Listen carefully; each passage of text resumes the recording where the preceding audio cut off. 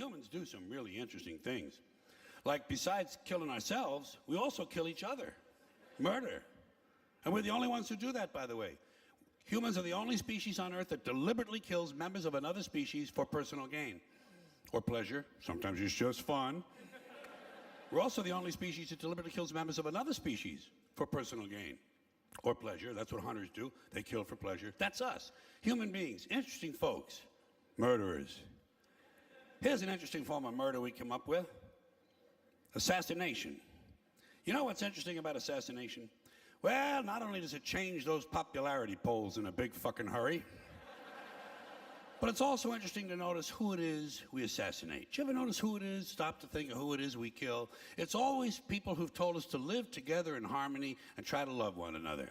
Jesus, Gandhi, Lincoln, John Kennedy, Bobby Kennedy, Martin Luther King, Medgar Evers, Malcolm X, John Lennon. They all said, try to live together peacefully. Bam! Right in the fucking head.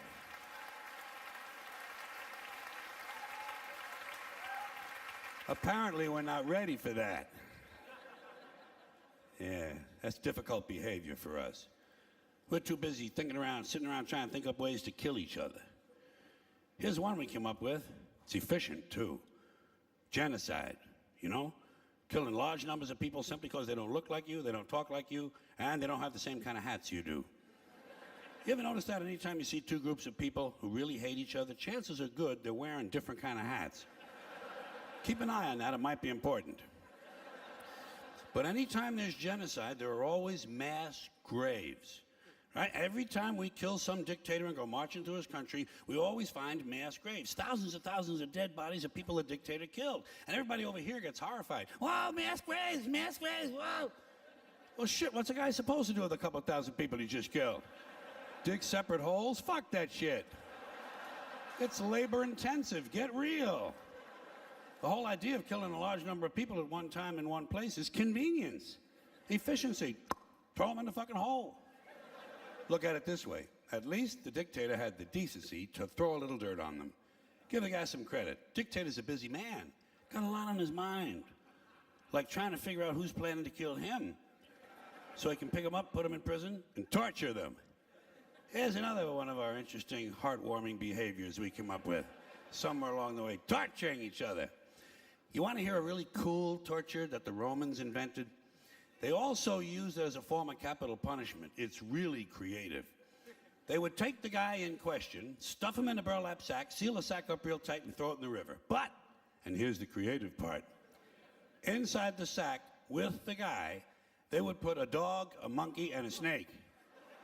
Okay? A dog, a monkey, and a snake. That's fucking creative.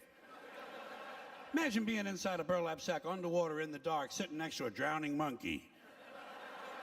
Think he'd be moving around a little bit? The dog would be going ape shit, we know that. And the snake, well, he'd probably be getting curious about what all the activity was inside the sack. He might do anything. But whatever he did, it would probably involve venom and his teeth. You know what you'd be doing? You'd be praying to God that the snake bit the monkey and the dog ate the snake. Praying. Yeah. Then it would be just you and the dog. Man and his best friend. Drowning together. Maybe before you died, you could teach him a few tricks. Roll over and play dead wouldn't be too difficult, would it? Just a thought, just a playful thought. By the way, I assume you're noticing that all these activities I'm mentioning, murder, torture, genocide, these are all things human beings do. Not animals, those creatures we feel superior to. This is us. Here's another one of our spiritually uplifting activities. We don't do this one much anymore, but it used to be really big. Human sacrifice. I miss that. The Aztecs loved human sacrifice, and they were good at it. Well, they got a lot of practice. For instance, right around the year 1500, the Aztecs sacrificed 80,000 people in one ceremony. Okay? 80,000 people, one ceremony. You know what the occasion was? They were opening a new temple. Nothing like religion for a little entertainment, huh? Especially that old-time religion. Now how the Aztecs went about their sacrificing? Here's how they did it. They would do it right out in public, right in front of everybody, big town, beautiful city square, 20, 30,000 people looking on. They would take the guy, lay him on an altar, cut his chest open, pull his heart out, and hold it up in the air while it was still beating. Got that? Cut his chest open, pull his heart out, and hold it up in the air while it was still beating. You know what you call that? Theater. That is fucking theater. And although the procedure may have been a little too crude to be considered the first bypass surgery, it could easily be seen as an early form of organ donor program. The Aztecs, human beings, just like us. Not too long ago, 500 years, Columbus had already landed. This is just south of here, Mexico. And by the way, those hearts didn't go to waste, did not go to waste. Because right after the ceremonies, the royal family, naturally, would enjoy another one of our amusing activities, cannibalism. Cannibalism, imagine that, chowing down on another human being. You gotta be all out of beef jerky, man. You gotta be really fucking hungry. But it happens, doesn't it? Still happens to this day. Bunch of people stranded in the wilderness, run out of Pop-Tarts, gotta eat something. Might as well be Steve. And how do you decide who to eat first? How do you decide who's first on the barbecue rack? Do you pick on the little guy because he's skinny and he can't fight back? Or do you all gang up on the bodybuilder because he got a lot of steaks and chops on him? These are things human beings have to consider.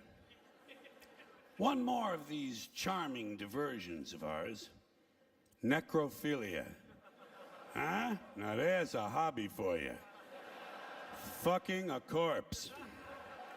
Takes a special kind of guy, don't you think? But it happens, more than you might think. It happens among humans. Animals don't do that. Animals don't fuck their dead. A rat will do a lot of gross things, but he will not fuck a dead rat. It wouldn't even occur to him. Only a human being would think to fuck someone who just died.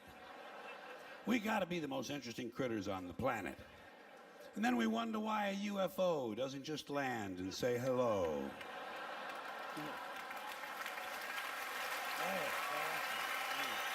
Oh.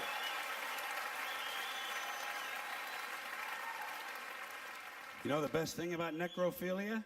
You don't have to bring flowers. Yeah, usually they're already there. Isn't that nice? It's nice. It's convenient. Human beings will do anything. Anything. I am convinced.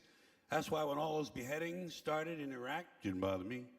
I took it right in stride. A lot of people here were horrified. Ah, beheadings, beheadings. What, are you fucking surprised? Just one more form of extreme human behavior. Besides, who cares about some mercenary civilian contractor from Oklahoma who gets his head cut off? Fuck him. Fuck him. Hey, Jack, you don't want to get your head cut off? Stay the fuck in Oklahoma.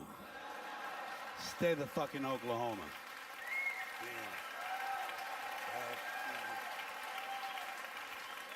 They ain't cutting off heads in Oklahoma, as far as I know. But I do know this. You strap on a gun and go strutting around some other man's country, you better be ready for some action, Jack. You better be ready for some action. People are touchy about that sort of thing. And let me ask you this while I have you good, clean Americans here.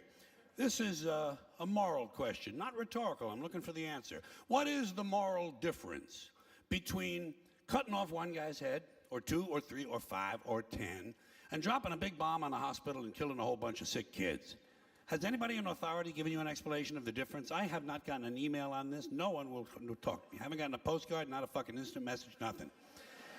Now, in case you're wondering why I have a certain interest and fascination, let's call it, with torture and beheadings and all of these things I've mentioned, it's because each of these items reminds me in life, every time one of them occurs, it reminds me over and over again what beasts we human beings really are. You know, when you get right down to it, human beings are nothing more than ordinary jungle beasts, savages, no different from the Cro-Magnon people who lived 25,000 years ago in the Pleistocene forest eating grubs off of rotten logs. No different. Our DNA hasn't changed substantially in 100,000 years. We're still operating out of the lower brain, the reptilian brain, fight or flight, kill or be killed.